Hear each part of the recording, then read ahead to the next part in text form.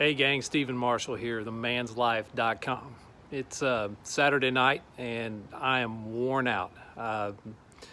Most of y'all know I'm a deer hunter and gun season ended last weekend.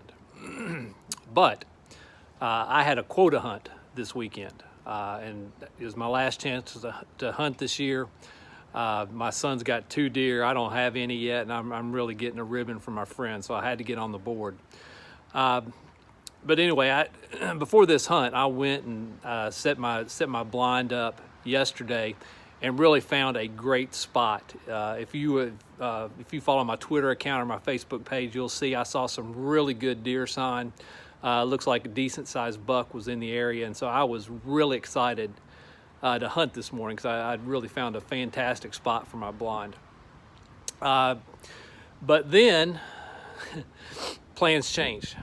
The rains came. It absolutely poured all day long. It was pouring when I got up this morning, and it was pouring when I got to the woods. It was pouring when I was in my blind. And I started looking down underneath my blind, and water was seeping in the ground, and it was inching closer and closer and closer until it pretty much filled up the entire blind, just on the ground. But then I started thinking, I crossed a few creek beds to get to my blind. I better check on this because I could hear the water rushing. There was a nearby creek and I could hear it really flowing. So I got up and checked those creek beds, and sure enough, they were full of water. And so it hit me pretty quick. I need to get out of here. Okay, I need to pack up and I need to go. It sucks to leave this spot, but I need to get out of here because I don't want to get stuck. And as it turned out, guys did end up getting stuck today. I wasn't one of them because I left my spot. And so as I'm driving away, the thought hit me that there's a quote that's attributed to Sun Tzu. And it's, in the midst of chaos, there is also opportunity. And the rains threw this hunt into chaos. There were tons of this public area, this wildlife management area, that were simply inaccessible. You couldn't get there. You couldn't hunt them because there's too much water. You couldn't get there. So it really messed up everybody's hunt, especially mine, because I had, like I said, I had a fantastic spot picked out. So here were my options. I could go home and just, be like, it's just bad luck. The rains kind of messed up my hunt. Or I could realize that, look, this rain has thrown everything into chaos. There's opportunity here. Other guys are going to go home. Okay? Other guys who had a plan, their hunts are messed up. And so whoever is going to do the best on this hunt is going to be whoever adapts and whoever sticks with it. And so I just decided, look, I'm going to adapt. Okay, this hunt is messed up for everybody, and so there's opportunity there for whoever adapts the best. And so I changed spots. I went to a new spot that I'd been to with my boys back a couple months ago, squirrel hunting, and it wasn't my number one spot, that's for sure.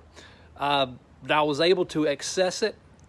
And it was down way down this hill. I mean, it was way down a hill in this flat area. There's also a creek down there, but and as I'm going down the hill on this trailhead, I see a guy laying on the ground, and he's a hunter. And I'm like, dude, are you okay? And he's like, no. He's laying there, and he's got his cart that he brought to ostensibly pull out a deer, to cart out a deer, and he said, I've got a curved spine and my legs just give out. I'm like, well, let me help you back up to the top. At this point we are, 2/3 of a mile away from the parking lot, all of it uphill, because we're heading down to this flat area at the bottom of the hill, the bottom of a trailhead. And he's like, no, just let me take my time and I'll make it out. Because you take my cart. And so I trotted his cart back up the hill. And it was, is an intense walk, no doubt. And ultimately the guy made it out of there. I saw him later, and he had made it out. And so I get down, and it is just pouring rain. Everything on me is wet. My hand warmers stopped working because my gloves were so wet that they messed up my hand warmer. So everything's wet. But at about 3 o'clock, 2 deer come down the ridge, coming down to the flats on the other side of the creek. Now, my scope is wet. It's blurry. No matter how much I wipe it off, I can't see exactly right. But I lined up on this deer. Boom! Hit it.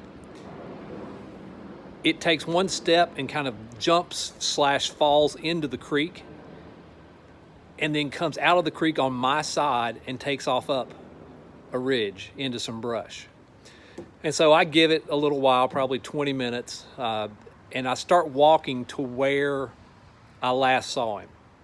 And I get over there, and there is a dead doe. And it turns out a very big doe. Here she is.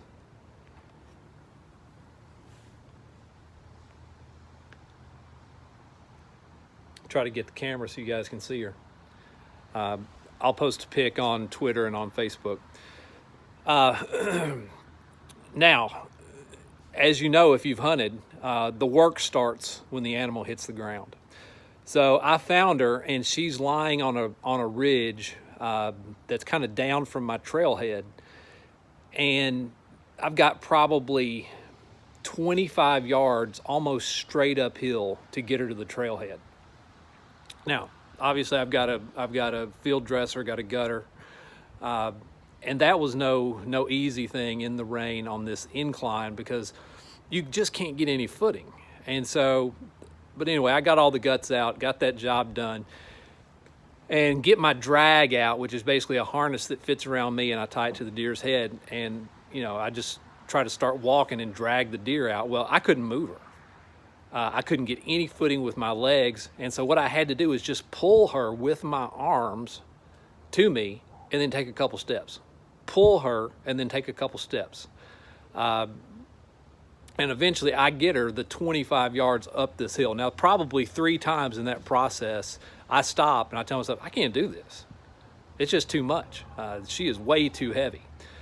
But ultimately I get her up to the trailhead. Once I'm at the trailhead, I start dragging up the trailhead I start out taking 25 steps, and then I rest for 20 breaths. And ultimately I get up to 50 steps, rest, 70 steps, rest.